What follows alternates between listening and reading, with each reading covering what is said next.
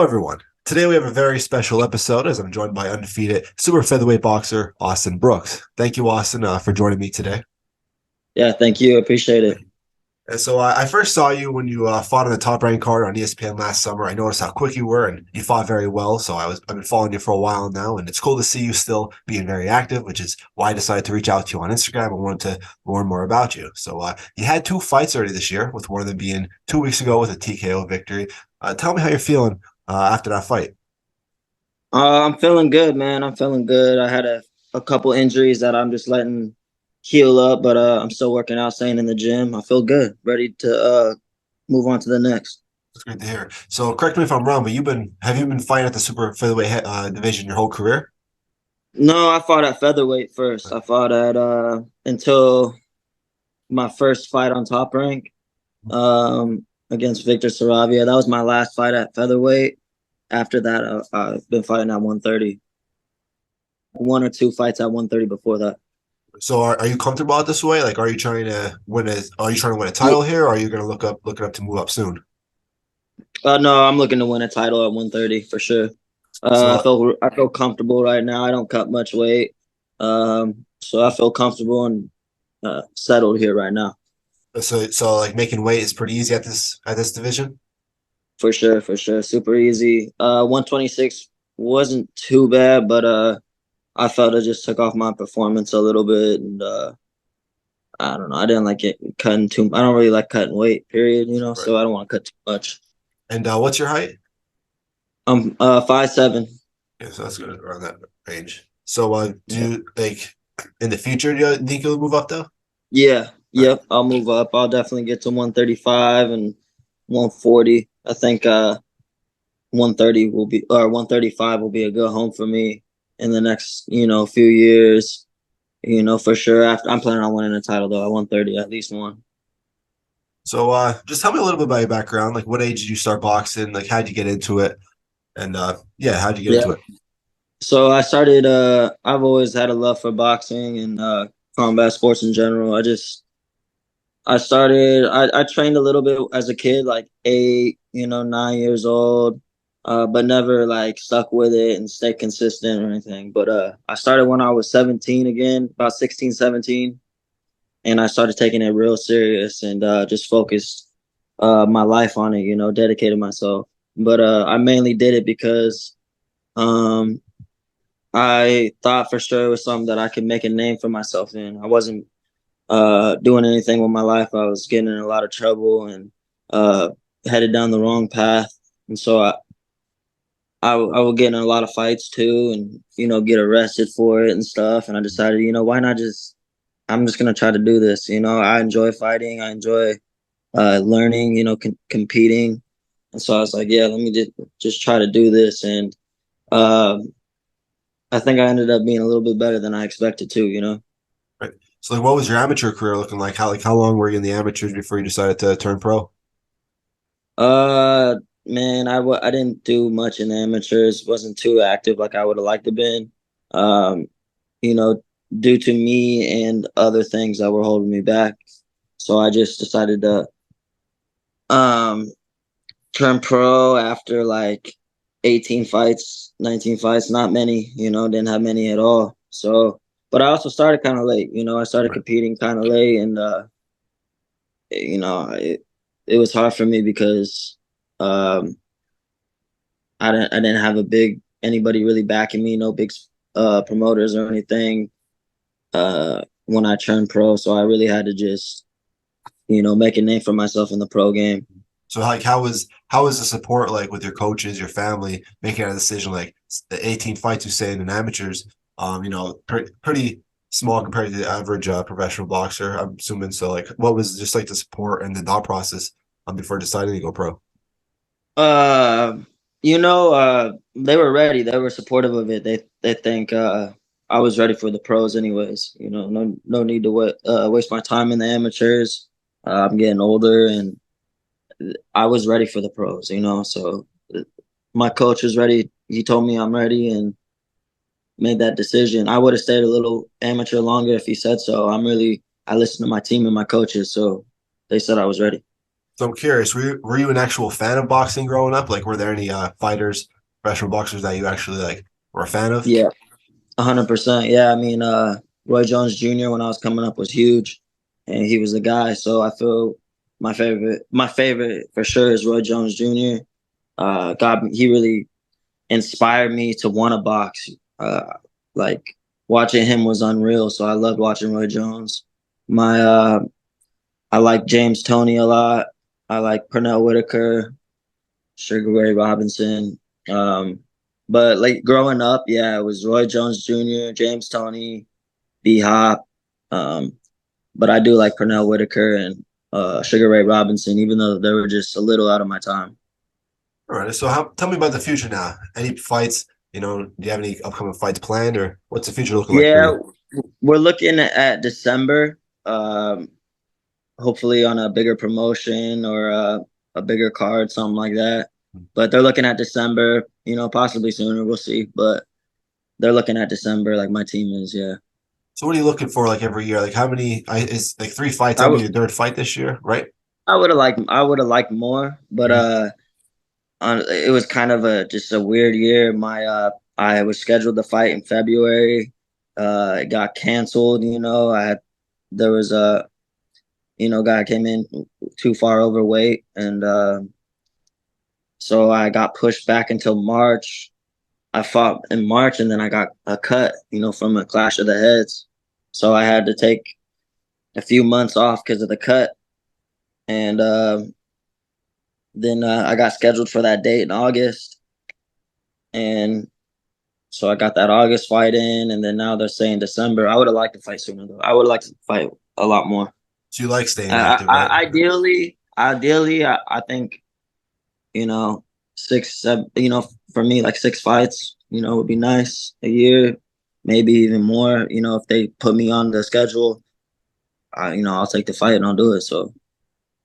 Good, good. So like the average day outside of camp. So you're outside of camp right now, right? Mhm. So like what's the average day now that you're not, training for a fight right now?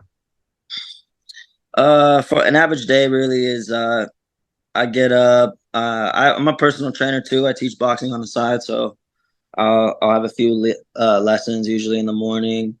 Um, right now, I'm not doing my super early workouts because that's like more when I'm in camp. So I usually hit the first workout around noon or in the afternoon, and depending how I feel, I'll probably get another workout at night or a little jog or something like that.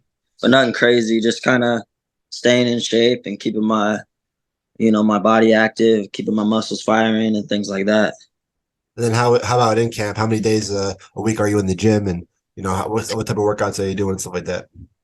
In camp, I'm 6 days a week, sometimes seven. I'm on my own, but I'm scheduled 6 days a week. Uh, two sessions a day. I'm scheduled. I don't do a third sometimes on my own, depending how my body's feeling. I listen to my body. So if I'm feeling fresh and good, I'll get another work in at night. But first workout's at 6 a.m. Next one is at usually around like between 10 to noon. I will do my other boxing workout in the morning. Is strength and conditioning, and then I'll do my boxing workout. And then after in the afternoon, seeing depending how I'm feeling, I'll do more technical training. Shadow boxing, a light run, and either like just a light run or like some technical training. And what's like the nutrition looking like, both in camp or outside of camp? I shout out to the meal prep company. I got one of my sponsors, the meal prep company, takes care of me, make sure I'm eating right, uh, in camp and outside of camp. So they get my nutrition all dialed in. Run a body composition test on me, see what my body fat is and things like that, and then we'll adjust accordingly. Outside of camp, I put my weight back on and I'm comfortable and I look to build more muscle, but in camp, I don't get to eat. I mean, I eat good, but I'm not eating as much or as heavy. And I don't know. They just fine tune it for me while I'm in camp. And what's conditionals like? Are you sticking with road work, jump rope, and swimming? So I have strength and conditioning 3 times a week or 2 times a week, and then I have my sprints 3 times a week. So I'll do like Monday, Wednesday, Saturday, we do sprints. Tuesdays, Thursdays, I'm doing strength and conditioning. Fridays, I'll do my long run. And Sundays, I'll do my long run too sometimes, or I'll hit a hike. Uh, just keep my body moving, depending So how I'm those feeling long on runs, Sunday. so those long Sorry, runs, are you aiming for like miles or are you aiming for time? I am for miles. I mean, I don't really put the clock on or anything. I run fast, man. I usually beat most of the people around me, so I get I just go for a distance. I usually run between 3 to 5 miles, Gotcha. depending how it So is, but typically four. I have a route that I run and different routes that I go to, but I love to run at the beach by the water and get some sun and stuff like that. So I wanted to ask you before we end. I'm always thinking about how fighters like handle their emotions before fights. I'm just curious, like Mhm. what's going through your mind before you step in the ring? How do you handle that stress and those nerves? Man, I just a lot of that goes away through the training. When you get closer to the fight, I feel just in camp, I feel you should be not only physically preparing yourself, but mentally preparing yourself as well. You got to work your mental in camp. You got to, you know, have those self talks, that self motivation, and that's important through camp too. That self motivation, that self talk, and just training your brain. But when I get closer to fight, um, I've just, I'm ready. I'm focused. I'm locked in. I'm aware of what could happen, but I'm never afraid to. I'm not afraid to lose. I'm not afraid to go out there and get embarrassed. I feel like I'm doing something that a lot of people can only talk about or wish they could do. So I'm never embarrassed to go out there and, you know, fight in front of everybody and do my best.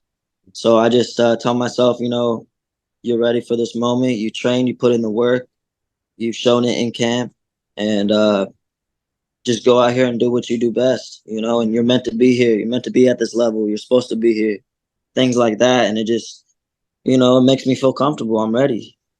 And I've been fighting, man, like since I don't have a big amateur career, but I've been fighting since I was a kid, like going through school and you have to fight somebody after school. They get the whole school and they tell everybody that stuff spreads like a wildfire. And then all of a sudden after school, I got to fight in front of like 50 plus people anyway. So I feel a lot of those nerves got out too in school when I was fighting.